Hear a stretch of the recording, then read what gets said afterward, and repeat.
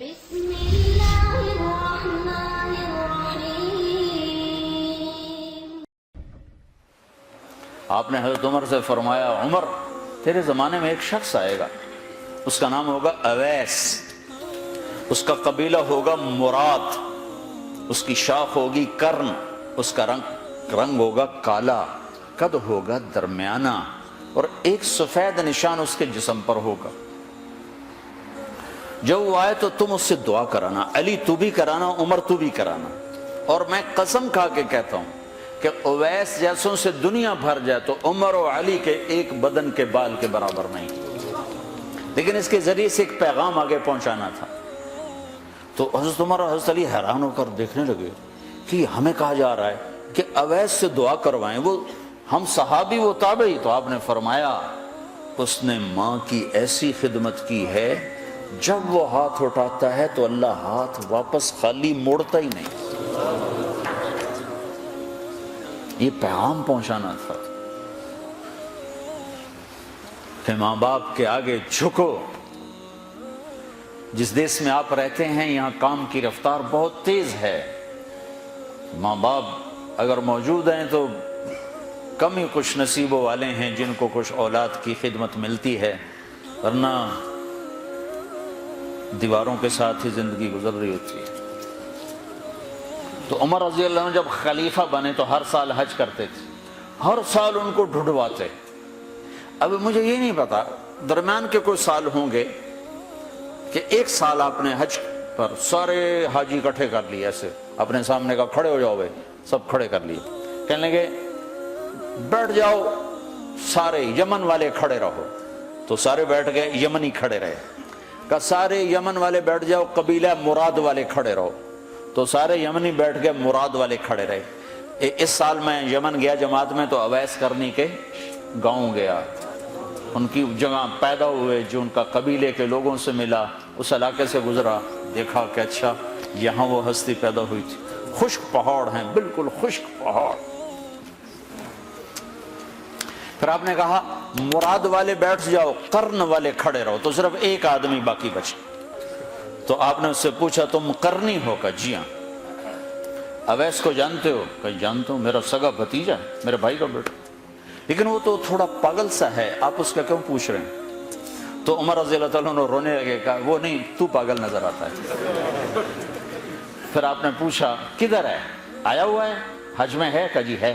کدھر ہے؟ کہ جو اونٹ چرانے نکلا تھا عرفات کی طرف۔ تو حضرت عمر نے حضرت علی کو ساتھ لیا اور دوڑ لگائی اور پہنچے عرفات کی طرف، تو دیکھا تو ایک آدمی ایک کیکر کے درخت کے نیچے نفل پڑ رہا اور اونٹ اس کے چاروں طرف چل رہے۔ تو یہ دونوں حضرات بیٹھ گئے، تو انہوں نے، اویس نے محسوس کیا کچھ آ گئے لوگ، تو انہوں نے نماز مختصر کر دی، سلام پھیرا۔ تو حضرت عمر نے پوچھا کون ہو بھائی؟ کہا جی مزدور ہوں۔ کہا تیرا نام کیا ہے؟ کہا جی اللہ کا بندہ۔ کہا بھائی ہم سارے کے بندے ہیں، میں پوچھ رہا ہوں جو نام تیری ماں نے تیرا رکھا وہ کیا ہے؟ تو وہ تو پہچانتا نہیں تھا کہ عمر کون ہے، علی کون ہے، وہ تو پہلی دفعہ حج پہ آئے تھے۔ وہ کہنے لگا تم کون ہو میرا انٹرویو کرنے والے؟ انٹرویو تو میں اپنی طرف سے کہہ رہا ہوں۔ میں کہا تم کون ہو میرا پوچھنے والے؟ تو حضرت علی بولے یہ امیر المومنین ہیں عمر بن خطاب، اور میں ہوں علی بن ابی طالب۔ پھر وہ ایسے ایک دم گھبرائے، دونوں کو سلام کیا، میں معذرت چاہتا ہوں میں نے پہچانا نہیں۔ تو عمر رضی اللہ عنہ نے فرمایا ہاتھ اٹھا، ہاتھ اٹھا۔ برمنگم والوں کو پیغام پہنچے کہ ماں کی خدمت کیسے کی جاتی، کہ عمر جیسا ہاتھ اٹھوا رہا ہے، علی جیسا، علی جیسا۔ تو وہ کہنے لگے میں آپ کے لیے کیسے ہاتھ اٹھاؤں، میری اوقات ہے کہ میں آپ کے لیے دعا کروں؟ کہاں، ہمیں ہمارے نبی کا حکم تھا کہ اویس آئے تو اس سے دعا کروانی ہے، کہ جب وہ ہاتھ اٹھاتا ہے تو وہ ہاتھ خالی نہیں آتے۔ کس وجہ سے؟ تہجد، جہاد، تبلیغ، ذکر، تلاوت، تسبیح، حج، عمرے، نمازیں، روزے، ذکر، تلاوت۔ کس وجہ سے؟ نہیں، ان میں سے ایک وجہ بھی نہیں، ماں کی خدمت کی وجہ سے۔ پھر ایک اور جگہ آپ نے فرمایا کہ لوگ جب جنت میں چلیں گے تو اویس بھی چلے گا، جب جنت کے دروازے پر پہنچے گے تو اللہ تعالیٰ فرمائیں گے اویس کو روک لو، باقی کو جانے دو۔ تو اویس گھبرا جائیں گے، کہیں گے یا اللہ مجھے کیوں روک لیا ہے؟ تو اللہ تعالیٰ فرمائیں گے ٹھہر جاؤ، جانے دو ان کو۔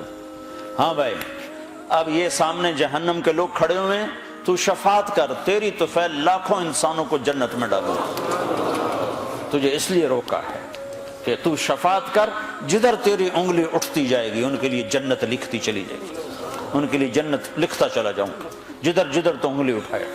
صرف پونڈ ہی سب کچھ نہیں، مائیں بھی بہت کچھ ہے، صرف پونڈ ہی سب کچھ نہیں ہے، باپ بہت کچھ ہیں۔ لا الہ الا اللہ محمد رسول اللہ